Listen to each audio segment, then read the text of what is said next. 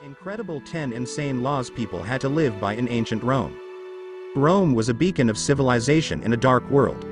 In the words of one of their own, Rome was the seat of virtue, empire, and dignity, ruled by laws so just that they could surpass the libraries of all the philosophers. The Romans, though, had a different definition of virtue and dignity than we do today. Some of the laws the Romans were so proud of were a little bit strange, and some of them were outright insane. 1. Fathers could legally murder their whole families. In the early days of Rome, there was no limit to what a father could do to his family. He could dole out any degree of abuse he could imagine. That didn't just mean he was allowed spanking. If his children misbehaved, he could straight up murder them. Fathers held on to those rights even after their kids grew up. Daughters still had to fear their fathers after marriage, and his sons only earned independence when their fathers died. In time, Rome relaxed these laws a little bit. The right to murder family members ended in the 1st century BC, although, even then, they kept a few exceptions. Now, the law said, fathers could only murder their sons if they've been convicted of a crime. 2. Women had to leave home 3 days each year or become property.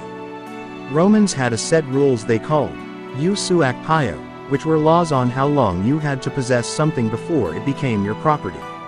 If you held on to anything long enough, it could become legally yours, including people. Wives, legally, became their husband's property if they stayed in his house for 1 straight year. But if she really wanted her freedom, she could have it, as long as she left her house for 3 continuous days each year.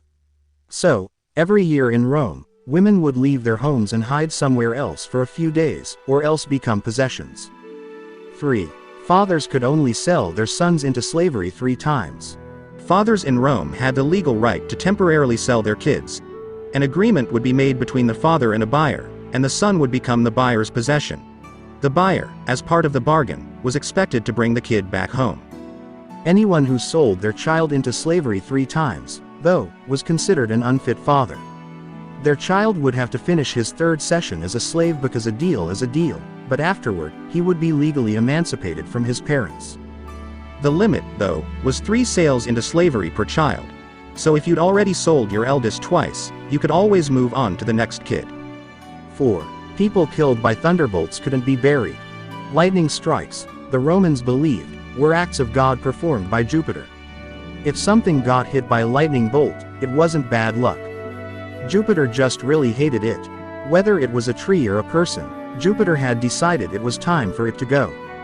If it was your friend who got hit, you were legally forbidden to lift the body above the knees, and you definitely couldn't bury his body.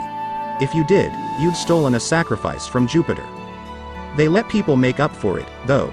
If you buried someone who got hit by a lightning bolt, the Romans would sacrifice you to Jupiter instead. 5. Suicidal people could apply to the Senate for permission. In some circumstances, committing suicide was just considered prudent thinking. Kings typically kept poison on hand in case things turned bad, and sick people would be encouraged to drink hemlock to put an end to their suffering. The only people who couldn't commit suicide were soldiers, slaves, and prisoners, and this was just for economic reasons. Soldiers were useful and couldn't be allowed to quit. Criminals couldn't be allowed to die before they were convicted because if they did, the state couldn't seize their property. And if a slave committed suicide, the owner was often entitled to a full refund. In one area, they even had a formalized system to request suicide. A depressed person could file a petition to the Senate requesting death, and if the Senate agreed they really were better off dead, they received a free bottle of poison. 6. Prostitutes were required to dye their hair blonde. Roman ladies all had naturally black hair.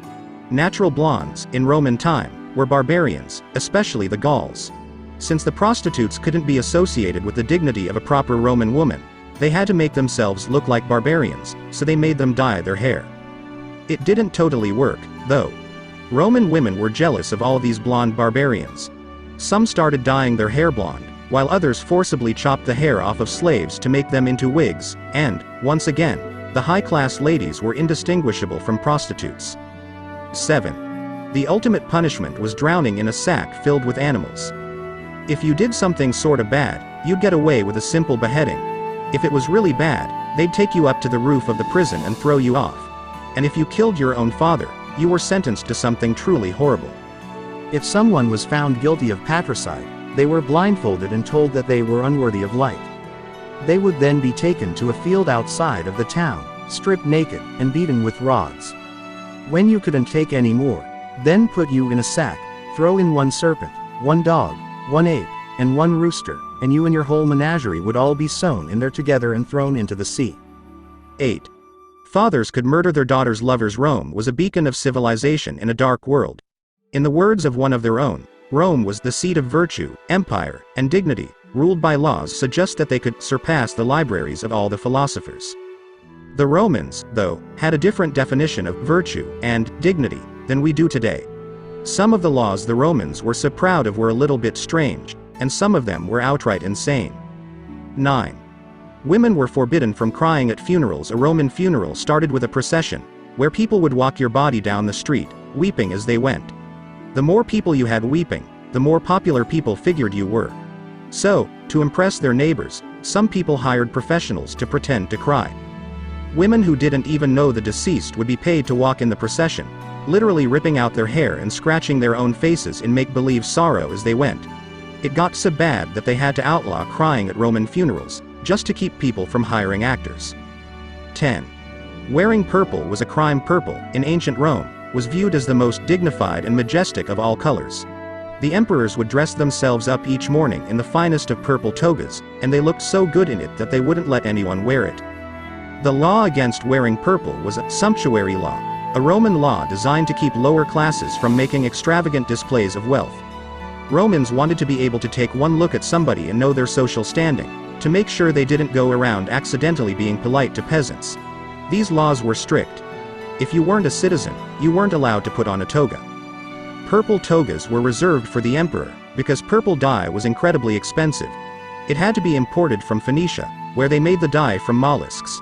To make enough dye for one toga, they had to crush 10,000 mollusks, so a purple toga was literally worth its weight in gold.